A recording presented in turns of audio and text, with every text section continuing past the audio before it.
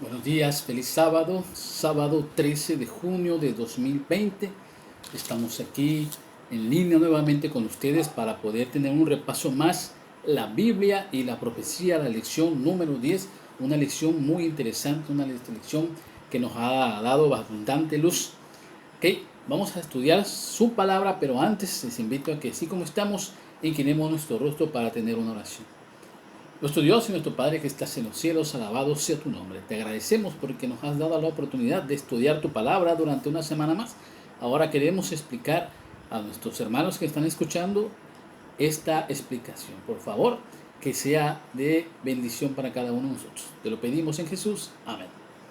Muy bien, vamos de lleno porque esta es una lección muy interesante. El versículo de memoria es un versículo muy conocido. Daniel capítulo 7, capítulo 8, versículo 14 dice: hasta 2300 tardes y mañanas y luego el santuario será purificado. Cuando estudiamos las profecías en la Biblia, encontramos que hay un Dios que está al control de todos los eventos que suceden en la tierra. Cuando estudiamos e interpretamos correctamente las profecías, tenemos esperanza, tenemos paz, porque sabemos que puedan estar las cosas muy difíciles, pero el Señor está ahí para socorrernos y siempre va a tener la victoria en cualquier conflicto que exista. ¿Okay? Lo mismo sucede cuando nosotros pedimos al Señor que el Espíritu Santo nos ilumine para entender las profecías. Hay muchas personas que no quieren estudiar las profecías. Hay muchas religiones que no estudian las profecías. ¿Por qué? Porque tienen miedo, porque son mensajes difíciles, porque son mensajes peligrosos algunos. Pero déjenme decirles que entre más estudian las profecías, se vuelve cada día más fuerte. Porque vemos que su palabra es exacta y se cumple a la perfección. Vamos a ver esto. El versículo que acabamos de leer lo encontramos en el libro de Daniel y habla precisamente de una profecía, quizás de las profecías más largas o quizás las más largas que hay en la Biblia. Aproximadamente 2300 años abarcan esa profecía. En este estudio vamos a ver rápidamente a qué se refiere. Creo que todos tenemos en algún momento dado la idea de saber qué sucede en el futuro. Y no solamente los cristianos, creo que la mayoría de las personas en el mundo quisieran saber lo que acontece en el futuro.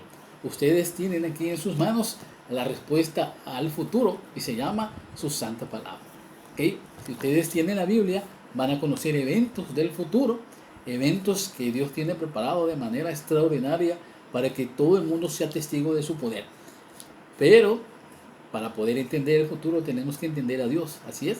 Así que tenemos que buscarlo con diligencia. Cuando tú vas a estudiar las profecías, lo primero que haces es orar y pedir que el Espíritu Santo te ilumine y que te dé la suficiente sabiduría para entender su palabra. Y también aplicar ciertos métodos. Esta semana estudiamos 3 de ellos. Vamos a ver el método de interpretación profética, estudiamos la línea del tiempo de la profecía y estudiamos la tipología como profecía. Vamos a ver cada una de ellas rápidamente. El primero, el método de interpretación. ¿Okay? Isaías 46:10 dice: yo anuncio el fin desde el principio, desde los tiempos antiguos, lo que está por venir. Yo digo, mi propósito se cumplirá y haré todo lo que desea. A Isaías Dios le estaba revelando algo muy interesante. Lo que él dice se cumple. Y la única manera de que confirmes es que tienes que esperar un determinado lapso de tiempo para ver el cumplimiento de su palabra. Durante mucho tiempo el pueblo de Israel vio cumplidas muchas profecías. Dios les decía, le vamos a entregar a este pueblo y se los entregaba. Va a suceder esto y sucedía. ¿Eso qué tiene que ver? Que Dios usó un método específico para estudiar sus profecías. Y ese método nosotros lo conocemos como el método historicista. Este método surgió hacia el siglo XV, en el cual, junto con la Reforma Protestante, se fue gestando esa forma de interpretar las profecías. Ellos veían los libros de Daniel, veían los libros del libro de Apocalipsis y ellos se encontraban que los eventos que ahí se narraban habían ocurrido durante el transcurso de la historia y que posiblemente los que no habían transcurrido un poquito más adelante se cumplirían. Entonces este método se le llamó historicista. Durante muchos siglos este método fue el aceptado por la mayoría de las iglesias. Pero obviamente la reforma protestante causaba cierto furor ante la iglesia universal en aquel tiempo. Muchos sabemos en los libros de historia, de eso déjenme decir lo que es muy curioso, porque cuando yo estudié la primaria hace muchos años, estudié la primaria, yo estudiaba acerca de la época oscura, lo que nosotros conocimos como el oscurantismo. Hablamos de las plagas, de las pestes bubónicas, etcétera, etcétera, etcétera. Y durante esos periodos también se mencionaba que la iglesia dominante, la iglesia universal, la iglesia católica, apostólica, romana, era la que ponía reyes y quitaba reyes, era la que tenía el dominio político, religioso de todo el mundo prácticamente. Increíblemente, si tú vas ahorita a los libros del texto, ya no encuentras esa historia, pareciera ser que se omitió o se acortó demasiado. Pero yo sí la vi, y yo creo que algunos de ustedes que están más o menos de mi mismo periodo también la vieron. Entonces, cuando nosotros estudiamos eso, nos damos cuenta de que hubo un periodo en la historia de este mundo en el cual una iglesia fue la dominante y exclusivamente los clérigos, los papas, los obispos tenían el poder, incluso religioso, pero también el poder civil. Y ahí encontramos, por ejemplo, los vestigios de la Santa Inquisición, que ocurrió en muchas partes del mundo, incluso en México también. Y eso no es algo que podamos borrar de la noche a la mañana, sucedió. ¿Y eso a qué se debía? Precisamente que existía un poder religioso mundial. Y es el que la reforma empezó a protestar, por eso se llama reforma protestante. ¿Okay? Y a raíz de que la Iglesia Universal se vio rebasada conforme a la interpretación profética que tenía la Iglesia Protestante, entonces ellos sugirieron dos métodos nuevos para estudiar las profecías. El primero de ellos se llamó el método preterista, que fue impuesto por el jesuita Luis de Alcázar hacia el año 1600. Esta interpretación decía que todas las profecías de Daniel y Apocalipsis ya se habían cumplido en algún momento en la historia pasada, antes del siglo XVI, antes del siglo XV. Ya había sucedido, por lo tanto ya no tenían tanta relevancia. Un poquito más adelante, también durante ese periodo, surgió otro jesuita llamado Francisco Rivera. Él también creó o ideó un método que se le llamó el método futurista. Y todo lo contrario al preterista. El futurista decía que los eventos de Daniel y Apocalipsis iban a suceder en un futuro todavía muy lejano, incluso un poquito antes de la segunda venida. De este mismo método futurista surgió una corriente que se llamó dispensacionalista. Este método dispensacionalista también interpretaba eventos proféticos del futuro, pero quizás le daba una cronología mucho más, según ellos, exacta.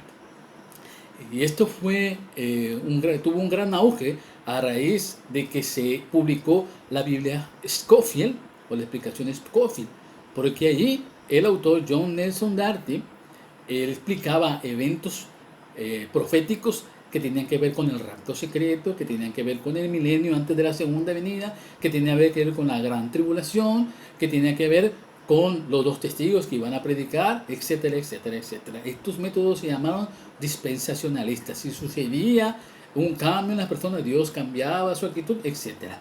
Estos métodos, como lo acabo de explicar, surgieron como una contrarreforma a la explicación historicista que se había aceptado durante muchos siglos. Curiosamente, estos métodos nacieron precisamente de la Iglesia Católica Apostólica Romana. No estoy diciendo que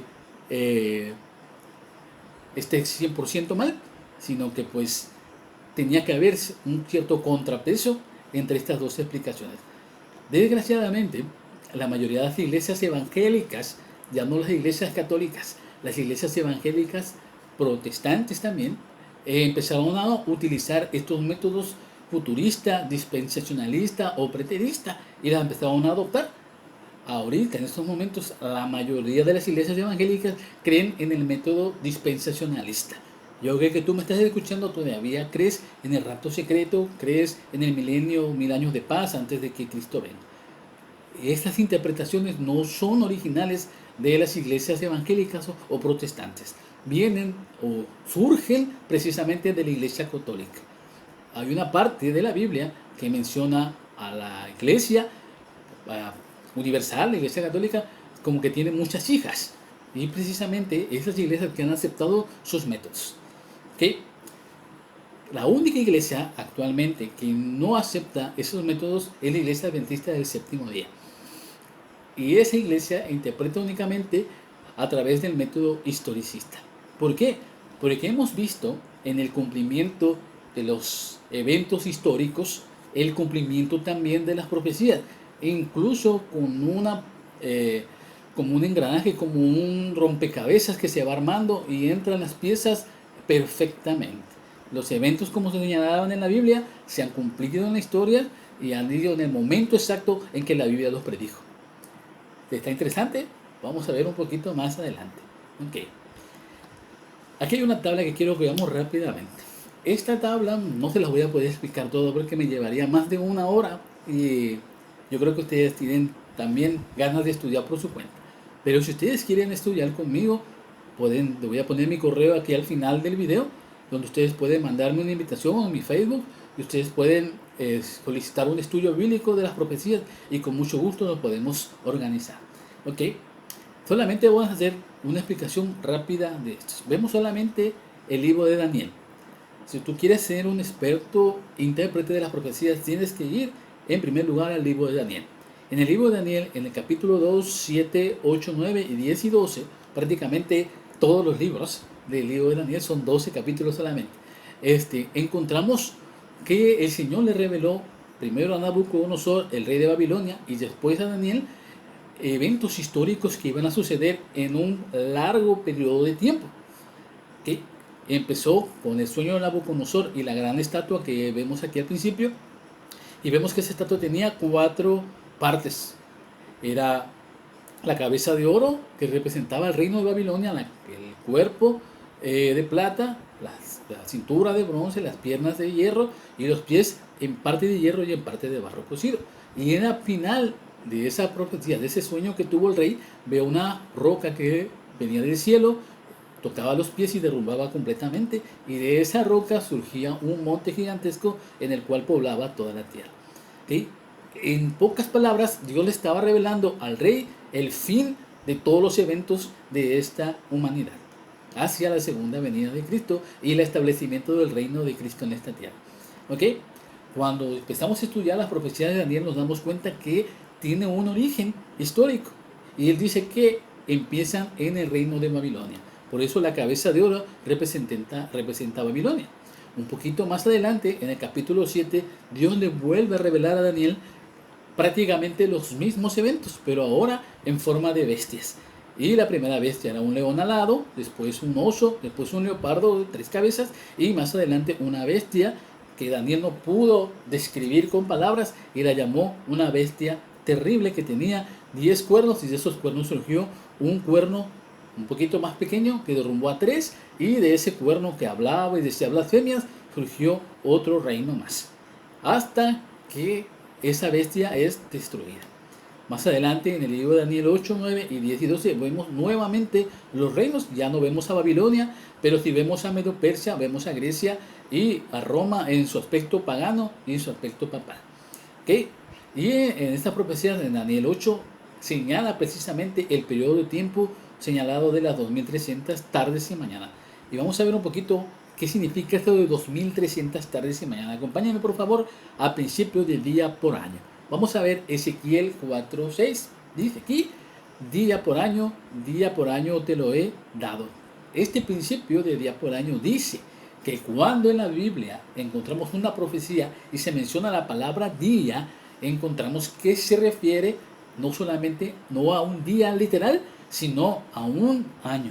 Equivalente, un día es también un año profético. Por eso dice Ezequiel, día por año te lo he dado. Eso no solamente lo encontramos en Ezequiel, en el libro de Levíticos capítulo 25 versículo 8, en el libro de Números 14:34 y Ezequiel 4:6 encontramos este mismo principio de día por año. ¿Cuándo vamos a aplicar el principio de día por año? Porque no siempre en la Biblia vamos a encontrar el principio de día por año. Hay 3 características que tiene que tener ese señalamiento de día para que pueda ser un día profético o un año. El primero lo encontramos en esto. Si se encuentra insertado entre elementos simbólicos, ese día corresponde a un año. ¿Por qué? Porque vemos que en los libros de Daniel, por ejemplo, se habla de bestias. Dice, estas bestias que surgió del mar, esta bestia, etcétera, etcétera, reinará tantos días. Entonces, se está refiriendo a años. El segundo principio, cuando los acontecimientos enunciados encajan en periodos de tiempo más largos de los días indicados. Es muy difícil que tú digas, te voy a esperar de aquí a 1400 días para que vengas, ¿no, verdad? Pero cuando en la Biblia encontramos, 1200 días, 1335 días, no se está refiriendo a días literales, se está refiriendo a años. Por último, cuando los días no están representados de forma habitual, por ejemplo, podemos encontrar que no solamente se le menciona como días, sino que como tiempos, tiempos y medio tiempo. Para la Biblia, un tiempo es un año. Tiempos deberían ser 2 y medio tiempo es medio año. Así que la suma de esos tres nos da una cantidad exacta de años. También encontramos cuando se menciona como meses. Vamos a ver que en la Biblia encontramos periodos de 42 meses. Vamos a ver aquí la tabla para que encontremos. ¿Dónde lo vemos eso? Los periodos proféticos más largos los encontramos en Apocalipsis 11, 13 y Daniel 7 y Apocalipsis 12. ¿Okay? Aquí están, 42 meses, 1260 días, tiempos, tiempos y medio tiempo. Si ustedes quieren buscar la cita bíblica en su casa, van a ver que esas citas mencionan periodos proféticos. Cada uno de ellos tiene una explicación que más adelante, con mucho gusto, podemos explicar. Lo que sí queremos concluir entonces es que 1260 días, como vimos en esta tabla, implican 1260 años. ¿Cuándo empezaron esos periodos proféticos? Lo vamos a ver en un momento más. ¿Okay? Vamos a ver primero. Cuando nosotros queremos interpretar las profecías, lo que tenemos que hacer es identificar símbolos. Nos convertimos en antropólogos que encontramos un vestigio y queremos interpretar qué significa. Lo mismo es cuando interpretamos profecías. Encontramos un símbolo en la Biblia y tenemos que encontrar su significado en la Biblia también, porque la Biblia es un mismo intérprete. Ok, vamos a ver rápidamente lo que vimos en Daniel 7. Vamos a ver 7:21. Dice aquí, veía yo que este cuerno hacía guerra contra los santos y los vencía. Daniel 7 y 8 identifica los sucesivos poderes políticos con diversos símbolos. Les voy a poner la tabla aquí rápidamente. Aquí, Babilonia, o el reino de Babilonia, representaba un león alado. Medo-Persia apareció más adelante como un oso y un carnero. Grecia apareció como un leopardo y un macho cabrío. Y Roma apareció como una bestia terrible y también como un cuerno. Daniel 7 entonces muestra la división de la cuarta bestia, no solamente en una bestia terrible, sino que también menciona que tenía 10 cuernos o 10 reinos y el surgimiento de un cuerno pequeño muy especial. Cuando nosotros estudiamos este cuerno pequeño, nos quedamos con los ojos cuadrados. Yo tengo los ojos chiquitos, pero se me hacen así gigantescos cuando pude interpretar correctamente lo que significaba el cuerno pequeño. Y es tan importante la identificación del cuerno pequeño en este tiempo, porque tiene tanta relevancia en el tiempo del fin que te vas a quedar sorprendido. ¿Qué hace ese cuerno pequeño y cómo surge? En Daniel 7 encontramos la explicación o el surgimiento de ese cuerno. Dice que antes de él caerán 3 reinos.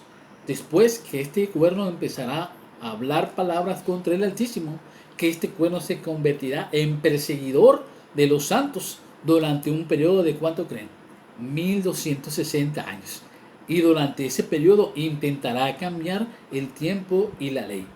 Este define a un cuerno como un poder político religioso que surgió de la última bestia que ve Daniel, que conocemos con la Roma pagana. De ahí, cuando la Roma pagana, la Roma imperial, culmina su periodo en la historia, cuando termina, se divide en 10 reinos. Y esos 10 reinos es lo que nosotros conocemos ahora como la Europa. De ahí surge Francia, España, Portugal, Alemania, etc. Pero al final de esos acontecimientos, antes de que ya se estableciera la Europa como la conocemos, surgió un nuevo reino que no era un reino político en un principio, sino que era un reino religioso. Y es un reino que actualmente sigue vigente. Creo que ya sabes de qué me estoy refiriendo. ¿Ok? Vamos a ver Daniel 8:14. Cuando nosotros empezamos a identificar a ese cuerno pequeño, y durante muchos siglos, y eso quiero que seamos muy claros, porque no lo digo yo, y no lo está diciendo mi iglesia ahorita. Yo pertenezco a la iglesia adventista del séptimo día, pero esta iglesia no empezó diciendo esto. Esto viene desde la Reforma, desde el siglo XV ya se conocía esta interpretación. El cuerno pequeño corresponde a la Roma papal, al grupo religioso católico apostólico romano. Yo sé que es difícil escuchar esto, pero si tú estudias la profecía conmigo, vas a encontrar que así es. Y vamos a ver que este cuerno pequeño, que lo identificamos como la Roma papal, durante 1260 años tuvo un periodo hegemónico, profundo, gigantesco de poder político, civil, de que tú quieras, y ante el cual prácticamente hundió en las tinieblas a cualquier grupo protestante que hubiera surgido. ¿Okay? Lo más emocionante de esta profecía es que al final de esos años, hacia el año de 1798, ese poder político recibió una herida mortal simbólicamente, pero que más adelante iba a poder ser repuesta. Pero entraba también una profecía muy interesante. Vamos a leer el libro de Daniel, capítulo 8, versículo 14. Dice, y él dijo, hasta 2300 tardes y mañanas, y luego el santuario será purificado. ¿Cuándo inició este periodo profético y qué tiene que ver con el cuerno pequeño? ¿Okay? Vamos a ver rápidamente.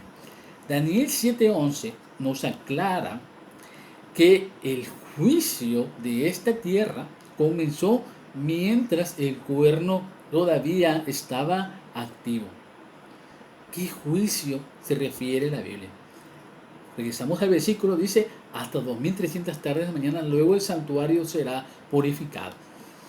Si tú quieres entender qué significa ese juicio, tienes que ir un poquito más atrás y vas a encontrar un elemento del pueblo de Israel que se llamó el santuario. Queda muy poco tiempo para explicártelo. Pero ese santuario que Dios le reveló a Moisés para que pusiera aquí en la tierra era una sombra de un santuario que existe en el cielo. Cuando el Señor Jesús muere en la cruz del Calvario y después de 3 días asciende al cielo, después de resucita y después se va al cielo, va a ministrar a ese santuario y él se convierte en sumo sacerdote de ese santuario y inicia un periodo de juicio, un juicio que tiene que ver con tu salvación y con mi salvación. Daniel 8:14 y 9:24 nos indican el momento de su comienzo, 2300 años después del año 457 a.C.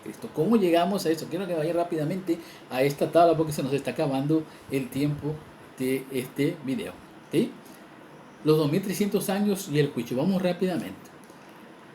En el año 457 a.C. también el libro de Esdras capítulo 7 menciona que el rey Astarjerjes ordena a todos los reyes de ese periodo que dejaran salir al pueblo de Israel para edificar nuevamente Jerusalén, los muros de Jerusalén y el templo de Jerusalén y devolverle su honra y gloria. Eso sucedió hacia el año 457 a.C. Si nosotros vamos y sumamos 2300 años desde el año 457, llegamos hacia el año 1844 después de Cristo. En el año 1844 nosotros hemos entendido a través del método historicista que inició el juicio de las naciones. Este juicio, hermanos, es muy importante para tu vida y para mi vida. Lo más curioso es que nadie está hablando de ese juicio. Quizás tú lo estás escuchando por primera vez. Así es. ¿Por qué? Porque pareciera ser que el mundo está cegado. No saben qué significa el santuario, no saben qué significa el juicio. Sin embargo, Apocalipsis 14 menciona que hay un juicio. Y en este momento está transcurriendo en el cielo. Cuando nosotros estudiamos la profecía, encontramos mucho significado a los símbolos. Vamos rápidamente. Hay una parte importante en la profecía que se llama la tipología. ¿Qué es la tipología? La tipología es la aplicación de hechos históricos reales a acontecimientos futuros o verdades históricas. Por ejemplo, cuando Juan el Bautista vio por primera vez a Jesús, él dijo: este es el Cordero de Dios que quita el pecado del mundo. ¿Por qué menciona a Jesús como Cordero? ¿Qué significado tiene? ¿Dónde aparece el Cordero en la Biblia? Si tú te vas al libro de Levíticos o el libro de Deuteronomio, vas a encontrar los ritos que se realizaban en el santuario en el pueblo de Israel. Y uno de los ritos más importantes era el sacrificio del cordero. Agarraban un corderito, lo llevaban al templo, el sacerdote lo mataba y derramaba su sangre y hacía una serie de ceremonias. ¿Qué significaba eso? El perdón de los pecados de ese hombre que llevaba ese cordero. Cuando Jesús viene a esta tierra, ¿a qué vino? Vino a morir por nuestros pecados, a liberarnos del problema de la muerte y darnos la vida eterna a través de su sangre. Por eso Juan el Bautista dice: este es el cordero. Estaba haciendo un tipo de el cordero que era Jesús. ¿De acuerdo? No solamente eso, el mismo Jesús mencionó, dice cuando este hombre, así como la serpiente, dice, cuando Moisés levantó la serpiente en el desierto, así también es necesario que el Hijo del Hombre sea levantado. ¿Cuándo sucedió eso? Cuando Moisés estaba en el desierto y hubo una plaga de serpientes. Dios le mandó que hiciera unas serpientes de bronce y la pusiera, la levantara, y el que viera esa serpiente iba a ser curado de la muerte de esas serpientes. ¿Jesús fue levantado? Sí. Cuando es levantado en la cruz del Calvario, en ese momento cualquiera que se acerque a ese evento, a entregarle su vida a Jesús como su Salvador, como su Redentor, va a obtener también la salvación de sus pecados. Es un tipo que es la serpiente que Moisés levantó en el desierto, y el antitipo que es Jesús, que fue levantado en la cruz del Calvario. ¿Se dan cuenta? Eso se refiere a la tipología en la Biblia. Y en la profecía encontramos muchas de ellas. Se nos ha acabado el tiempo de este estudio, pero yo quisiera que no nos quedáramos solamente con eso. Quiero leerles una parte de Testimonios para la Iglesia.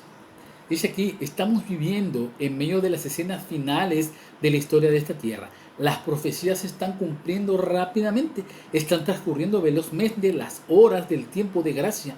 No tenemos tiempo que perder ni un momento. Resuena el mensaje del pronto regreso de Cristo en fervientes palabras de advertencia. Persuadamos a hombres y mujeres por doquiera a arrepentirse y huir de la ira venidera. Este mensaje que tú estás estudiando en esta mañana puede transformar tu vida. Cuando nosotros encontramos que en las profecías de Daniel y en las profecías de Apocalipsis se han cumplido a la perfección, cuando vemos que Dios ha identificado esos poderes terrenales que se convertirán en obstáculos para alcanzar el perdón, para alcanzar la salvación, entonces entendemos muchas cosas. Entonces nuestra mente es abierta y entonces podemos ver claramente en este mundo de oscuridad.